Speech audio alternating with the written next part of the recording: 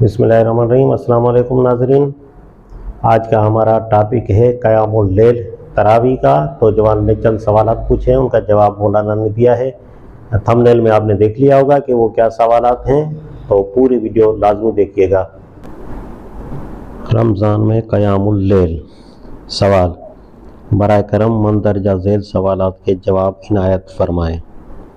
Number 1، علماء کرام بالعموم یہ کہتے ہیں کہ تراویح اول وقت میں عشاء کی نماز کے بعد متصل پڑھنا افضل ہے، اور تراویح کی جماعت سنت موقدہ کفایہ ہے۔ یعنی اگر کسی کے محلے میں تراویح با جماعت نہ ادا کی جائے تو اہل محلہ گناہ گار ہوں گے، اور دو آدمیوں نے بھی مل کر مسجد میں تراویح پڑھ لی تو سب کے ذمے سے ترک جماعت کا گناہ ساقط ہو جائے گا۔ کیا یہ صحیح ہے؟ اگر یہ صحیح ہے تو حضرت ابو بکر صدیق رضی اللہ تعالیٰ عنہ کے زمانے میں کیوں ایسا نہیں ہوا، اور اس زمانے کے مسلمانوں کے لیے کیا حکم ہوگا؟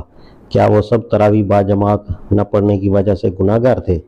نمبر 2، کیا نماز تراویح اول وقت میں سونے سے پہلے پڑھنا ضروری ہے؟ کیا سحری کے وقت تراویح پڑھنے والا فضیلت و اولت سے محروم ہو جائے گا؟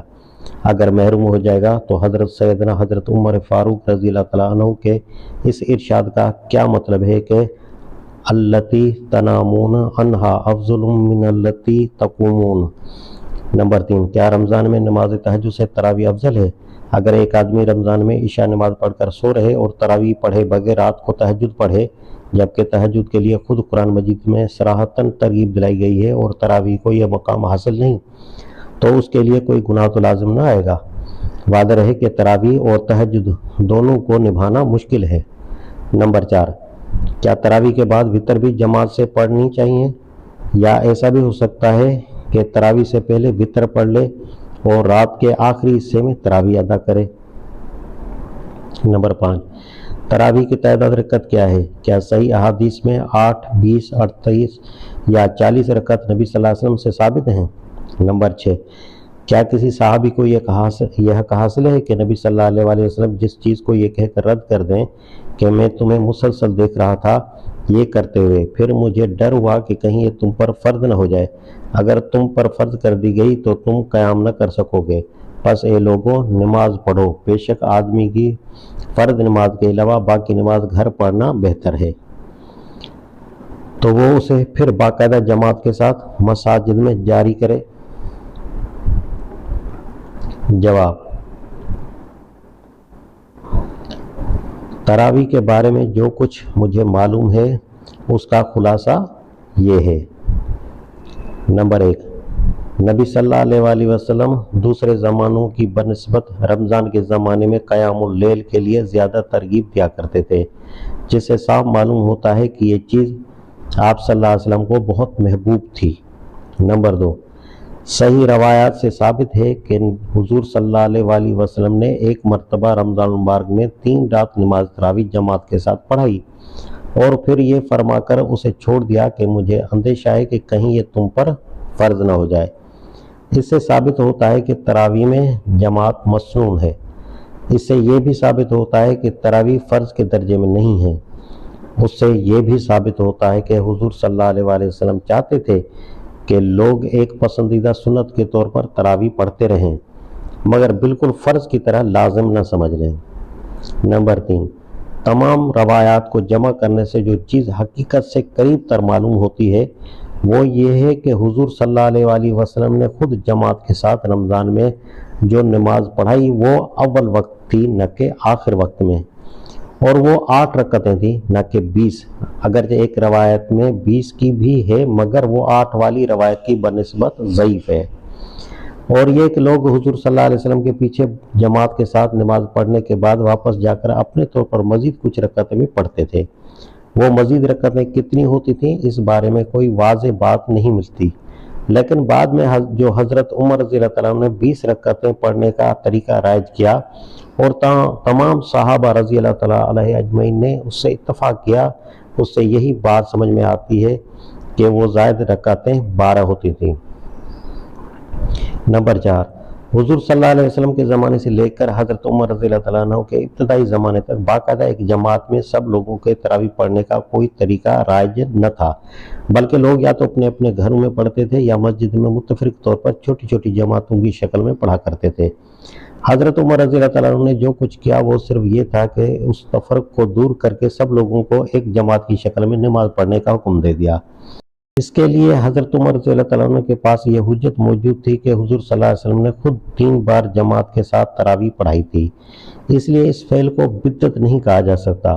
اور چونکہ حضور صلی اللہ علیہ وآلہ وسلم نے اس سلسلے کو یہ فرما کر بند کیا تھا کہ کہیں یہ فرض نہ ہو جائے، اور حضور صلی اللہ علیہ وسلم کے گزر جانے کے بعد اس امر کا اندیشہ باقی نہ رہا تھا کہ کسی کے فعل سے یہ چیز فرض قرار پا سکے گی، اس لیے حضرت عمر رضی اللہ تعالیٰ عنہ نے ایک سنت اور مندوب چیز کی حیثیت سے اس کو جاری کر دیا۔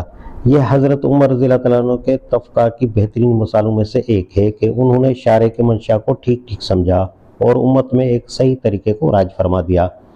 صحابہ کرام رضی اللہ تعالیٰ علیہ اجمعین میں سے کسی کا اس پر اعتراض نہ کرنا بلکہ بصر و چشم اسے قبول کر لینا یہ ثابت کرتا ہے کہ شارع کے اس منشا کو بھی ٹھیک پورا کیا گیا کہ اسے فرض کے درجے میں نہ کر دیا جائے، چنانچہ کم از کم ایک بار تو ان کا خود تراویح میں شریک نہ ہونا ثابت ہے، جبکہ وہ عبد الرحمن بن عبد کے ساتھ نکلے اور مسجد میں لوگوں کو تراویح پڑھتے دیکھ کر اظہار تحسین فرمایا۔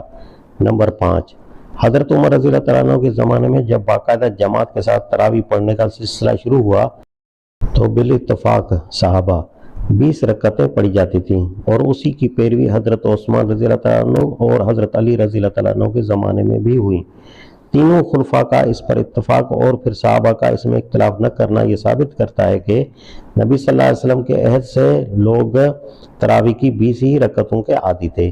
یہی وجہ ہے کہ امام ابو حنیفہ، امام شافعی اور امام احمد بن رحمۃ اللہ علیہ تینوں 20 ہی رکعت کے قائل ہیں، اور ایک قول امام مالک کا بھی اسی کے حق میں ہے۔ داؤد ظاہری نے بھی اسی کو سنت ثابتہ تسلیم کیا ہے۔ نمبر 6، حضرت عمر بن عبدالعزیز اور حضرت ابان بن عثمان نے 20 کے بجائے 36 رکعتیں پڑھنے کا جو طریقہ شروع کیا، اس کی وجہ یہ نہ تھی کہ ان کی تحقیق خلفائے راشدین کی تحقیق کے خلاف تھی، بلکہ ان کے پیش نظر یہ تھا کہ مکہ سے باہر کے لوگ ثواب میں اہل مکہ کے برابر ہو جائیں۔ اہل مکہ کا ایک قاعدہ یہ تھا کہ وہ تراویح کی ہر 4 رکعتوں کے بعد کعبے کا طواف کرتے تھے۔ ان دونوں بزرگوں نے ہر طواف کے بدلے 4 رکعتیں پڑھنی شروع کر دیں۔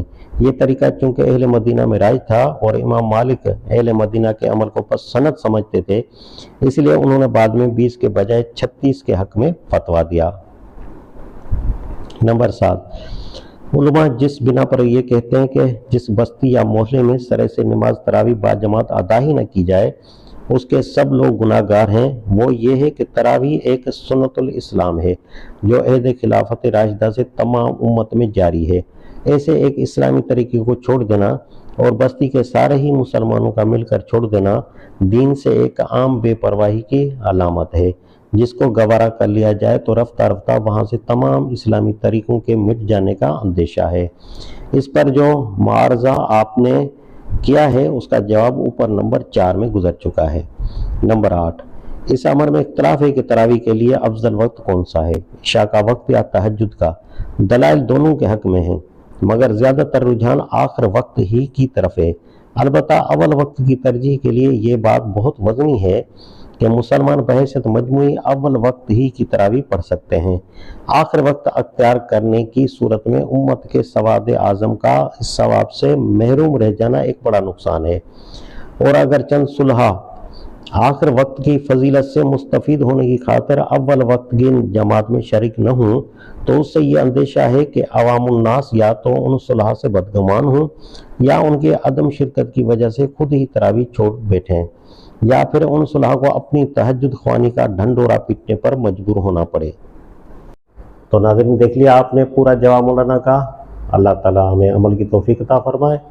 ایک اگلے سوال تک کے لیے مجھے اجازت دیجیے۔ اللہ حافظ۔